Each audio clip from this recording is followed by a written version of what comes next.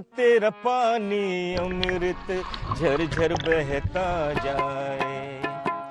युग युग से इस देश की धरती तुझसे जीवन पाए। गंगा तेरा पानी अमृत झरझर बहता जाए।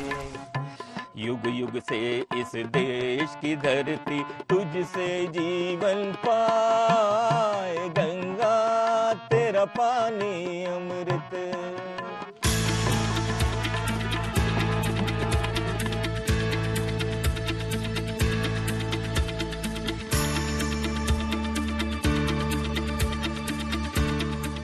नमस्कार, मैं हूं श्वेता सिंह और आप देख रहे हैं आज तक। गंगा किनारे चलते चलते हम पहुंचे हैं अब कानपुर। वो कानपुर जिसकी अहमियत पौराणिक काल से लेकर वर्तमान काल तक रही है। वो कानपुर जिसे कान्हेपुर भी कहा गया। साथ ही कर्ण के साथ भी नाम जुड़ा। महाभारत काल के प्रमाण यहाँ पर अगर मिलते हैं तो प्रमाण रामायण काल के भी मिलते हैं। यहाँ गंगा जी के एक तरफ देखें तो उन्नाव है, दूसरी ओर कानपुर शहर बसा हुआ है। और हम कानपुर के वोटरों से ही जानेंगे उनके मन की बात कि जिस शहर को औद्योगिक तौर पर इतना महत्वपूर्ण माना गया कि दुनिया भर में डंका बजा, वो आज किस स्थिति में है। जानते हैं वोटर गंगा किनारे वाला।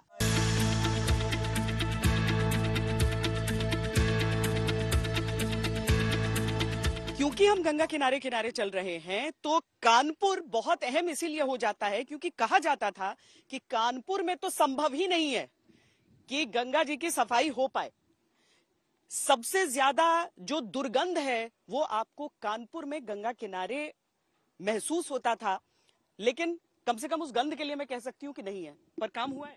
काम हुआ है, पहले से सुधार है, पर पूरी तरह से सुधार अभी हम नहीं स्वीकार करते हैं। सुधार है, हाँ काफी ज्यादा सुधार है। अब तो बोट क्लब सब बन गया है पूरा गंगा जी में, गंगा बैराज के पास। बिल्कुल सुधार है। कसौटी में मन चंगा, कसौटी में गंगा। हम लोग देखते हैं गंगा जी को साफ नजर से है तो साफे दिखाई पड़ती। साफ है, बिल्कुल साफ हुई है। काफी कुछ काम हुआ है लेकिन अभी और जरूरत है। लेकिन अन्नू अवस्थी जी, इस हमेशा हम देखते हैं कि कानपुर का उम्मीदवार बदल जाता है। अब तो अवस्थी जी ही हैं बीजेपी के यहाँ से। इस बार वैसे बहुत अच्छा उम्मीदवार आया है। हमारे जन्म लेने के बाद पहला इतना अच्छा उम्मीदवार आया है जो पढ़ा लिखा है, विदेश घूमा हुआ है और लंदन तक का उनका सम्मान हुआ है। तो कानपुर वालन का बड़ी उम्मीद है इस बार और हमका लग रहा है कि वही विजयी भी। श्री प्रकाश जायसवाल भी तो पढ़े लिखे थे। श्री प्रकाश जी दो तरह के पढ़े लिखे लोग होते हैं। एक अपने घर में कहानी सुनाते हैं कि हम रोड लाइट के नीचे पड़े हैं, तो मतलब दिन में वही फालतू घूमत रहे, रात में जब मान लो बत्ती नहीं आई तो फिर रात में भी नहीं पढ़ते थे।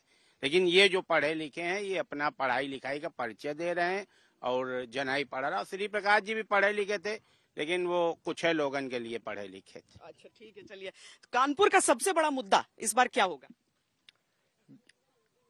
जितना घाटों में सफाई हो सके और घाटों को और अच्छा बनाया। कानपुर में ट्रैफिक का बड़ा मुद्दा रहा है, व्यापारियों को कष्ट इससे होता रहा है। धीरे धीरे सुधार तो हो रहा है, काफी जगह पे सिस्टम बनाए गए हैं, लेकिन इसके लिए खुद को भी सहयोग करना पड़ेगा प्रशासन का, तभी अच्छे तरीके से काम हो पाएंगे। क्या हो रहा है बदलाव, या कानपुर की जनता इस बार वोट देते हुए क्या सोचेगी? नहीं देखिए, बिल्कुल बदलाव हो रहा है। अगर देखा जाए कानपुर में ट्रैफिक सिस्टम अभी तक क्या है कि सरकारें भी लाचार होती थी और अधिकारी जो है वो भी प्रशासनिक भी लाचार होते थे।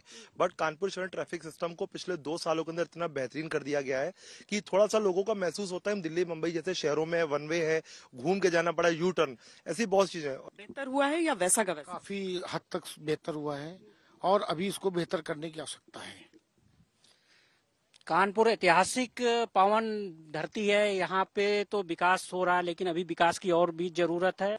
देखिए, मैं तो आपसे कहूँगा, बगल में गंगा जी बह रही हैं, आप देख सकते हैं। माँ गंगा की पीड़ा यूं भी कही जा सकती है कि गिनने में युग बीते इतने पाप किए लोगों ने, गिनने में युग बीते इतने पाप किए लोगों ने, और साफ मुझे करने में लाखों साफ किए लोगों ने, लेकिन भूल गए वो ही काटोगे जो बोगे, और सुख अगर मैं गई तो बोलो पाप कहाँ दोगे, कांटों पर भी दौड़ रही हूँ पाँव लिए नंगे, हर हर महादेव शंभु काशी विश्वनाथ गंगे, हर हर महादेव शंभु। कैसा जीवन चल रहा है? बहुत सही चल रहा है, अब सुधार है वो बहुत बढ़िया। क्यों? पहले तो हम लोग बहुत खौफ में रहते थे, अगर हम कुछ को वोट नहीं दे रहे तो जबरदस्ती कोई केस में फंसा दे रहे, कुछ नीति दिखा रहे। आप कह रहे हैं अपने मन से अब वोट कर पाते हैं? जी, अब अपने मन से अब सुरक्षित है, अब कोई दिक्कत नहीं। चलिए, एक बार मैं ये भी समझना चाहती हूँ कि आप लोग क्या करते हैं, उससे आपका मुद्दा समझने में और आसानी होती है। क्या करते हैं? देखिए, चूंकि हम इंडस्ट्री एसोसिएशन को रिप्रेजेंट करते हैं और पिछले कई वर्षों से लेके आज तक हम जो देख रहे हैं परिवर्तन, वो जिस तरीके से इन्वेस्टमेंट आ रहा है यूपी में, हम यूपी की बात करेंगे तो नो डाउट योगी बहुत अच्छा कर रहे हैं, लोग आ रहे हैं, बड़े बड़े इंडस्ट्री लग रही हैं, लेकिन छोटी इंडस्ट्री के हल्के से दर्द हैं, बिल्कुल हल्के से दर्द हैं। जैसे जब हम परिवार में रिश्तेदारों को बुला लेते, घर वालों को ना पूछें। जी, आप क्या करते हैं? हम दाल मिल में हैं, दाल मिल का व्यापार है, हम भी व्यापारी हैं और प्रदेश में अच्छा माहौल है, व्यापारियों के हित में माहौल चल रहा है। हम लोग बिल्कुल निसंकोच हर तरह से व्यापार कर रहे हैं, किसी भी तरह के हम लोगों को कोई पीड़ा नहीं है। देखिए, सब कोई अगर एक ही तरह की बात बोलेंगे तो विपक्ष करेगा सारे के सारे ईडी से डरे हुए। सही बात है, बिल्कुल सही बात है। कानपुर दो चीजों से बहुत परेशान है, 1947 से परेशान है।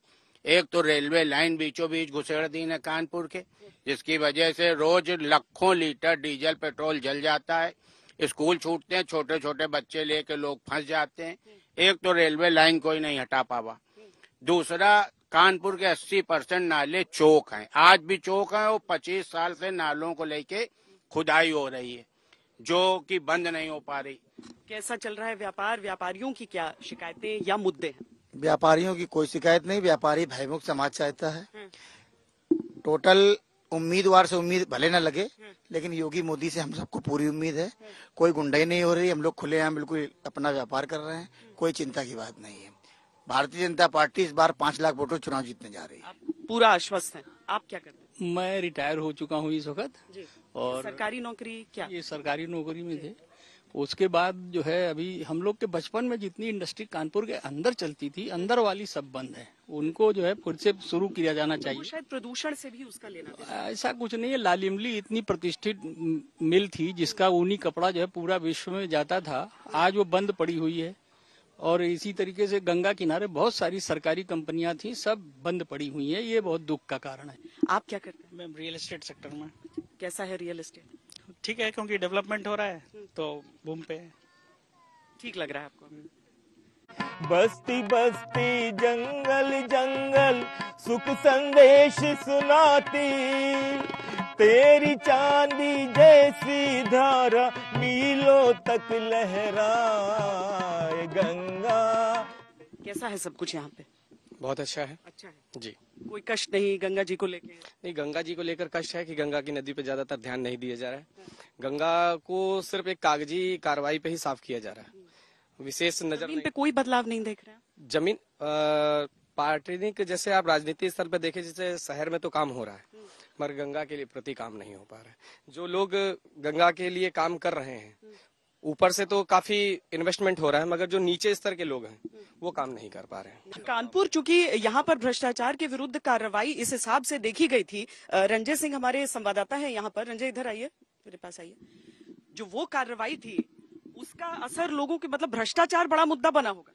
भ्रष्टाचार मुद्दा तो है, लेकिन देखा जाए कि अगर नेशनल लेवल पे देखिए तो किसी भी स्थानीय स्तर के लोगों को अपने भले मुद्दे हों, लेकिन बाकी नेशनल स्तर पे भ्रष्टाचार कोई मुद्दा नहीं है। आप देखिए 193 करोड़ रुपया बरामद हुआ था एक जैन जो मतलब इत्र बेचता था कारोबारी, लेकिन किसी जनता से पूछिए, वो इंटरेस्ट के रूप में न्यूज को देख रहे थे कि कितना पैसा बरामद, कितना निकल पाएगा। हाँ, लेकिन ये नहीं है कि कहाँ से लाया, किसी ने नहीं पूछा, किसी राजनीतिक नेता से पूछा, किसी ने पूछा। इसलिए भ्रष्टाचार जो है, जब हम किसी खिड़की पे जाते हैं, हमें पैसा देके काम कराना पड़ता है, तो हमको लगता है भ्रष्टाचार है। बाकी लोग जनरल का मुद्दा हिंदुस्तान में भ्रष्टाचार नहीं बन पाया।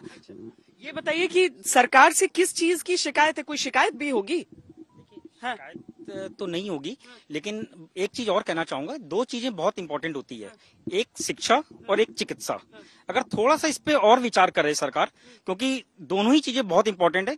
जो आपने भी एक सवाल किया कि सरकार से शिकायत क्या है, शिकायत एक ये आ गई अभी कि सन 1911 से लोगों के पुराने बिल निकाल के उनको भेजे जा रहे हैं बिजली विभाग के द्वारा। उससे काफी लोग तो अब इस दुनिया में 1911 से बिल निकाल के अब भेजे जा रहे हैं, जिसमें लाखों रुपए की पेनाल्टी उसमें दी जा रही है। तमाम लोग हैं भी नहीं अब इस दुनिया में, तो उस पर थोड़ा सा विचार करने की आवश्यकता है।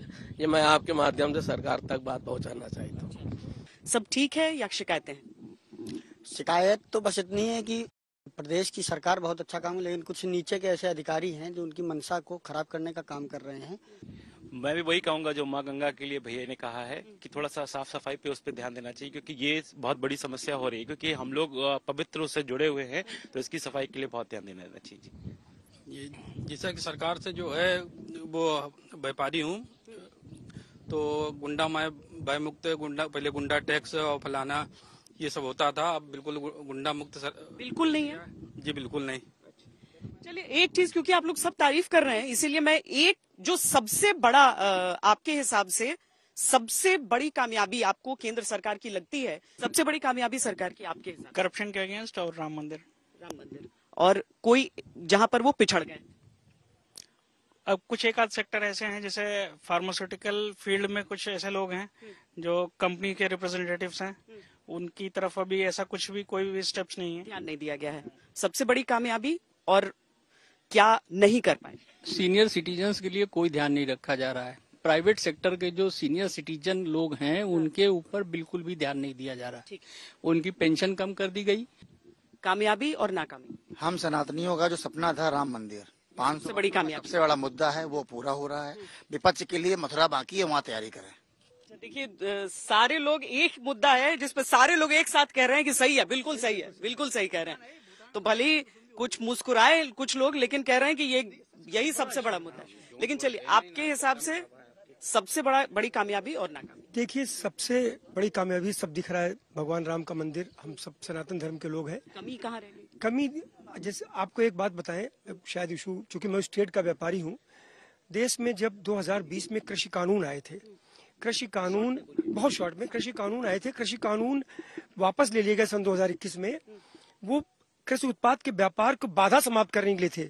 मंडियों के बाहर मंडी शुल्क समाप्त हो गया था, बहुत सारे कागजात थे वो सब समाप्त हो गए थे, फिर से कानून लागू हो गए। हमारा मानना है कि संशोधन कुछ होना चाहिए था। कृषि कानून देश के हित में कि जो एक व्यक्ति के लिए सही हो जरूरी नहीं हो दूसरे वर्ग के लिए हो, इसलिए हर वर्ग को ध्यान में रखते हुए होना चाहिए।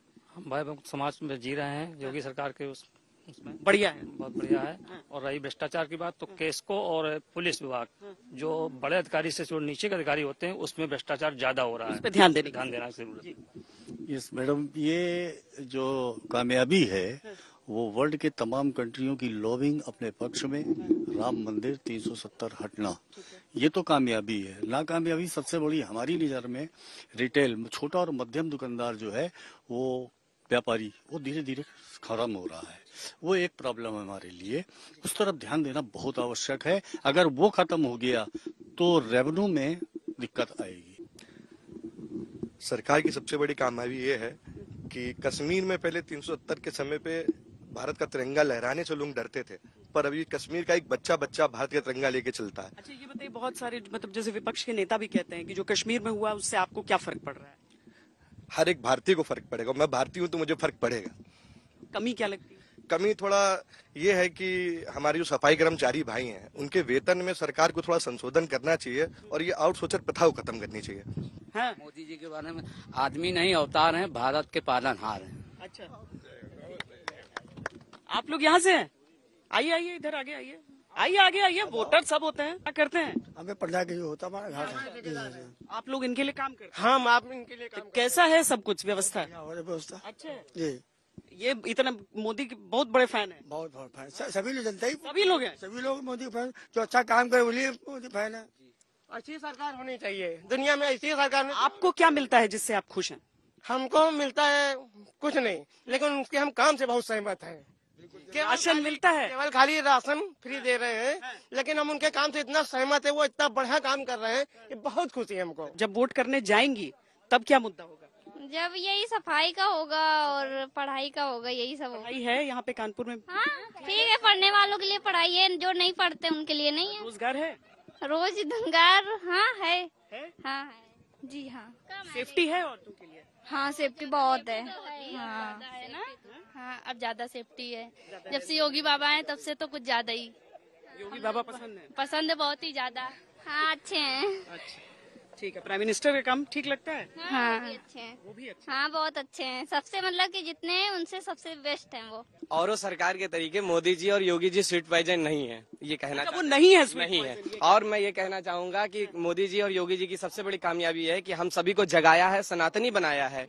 और दूसरी नाकामयाबी ये रहेगी कि बस महंगाई पे थोड़ा रोक लगा दें और कुछ नहीं चाहिए। चलिए यहाँ पर कुल मिलाकर व्यापारियों ने भी अपनी बात की है, कारोबारियों ने भी कहा है कि क्या सरकार किस दिशा में ध्यान देना चाहिए, कानून के हिसाब से क्या परिवर्तन वो चाहते हैं।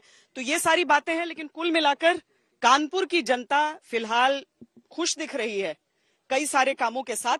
सबकी बातें आपने सुनी है। वोटर गंगा किनारे वाला में अभी के लिए इतना ही। कैमरा पर्सन सैयद मोहसिन के साथ मुझे दीजिए इजाजत। देश और दुनिया की बाकी खबरों के लिए देखते रहिए आज तक।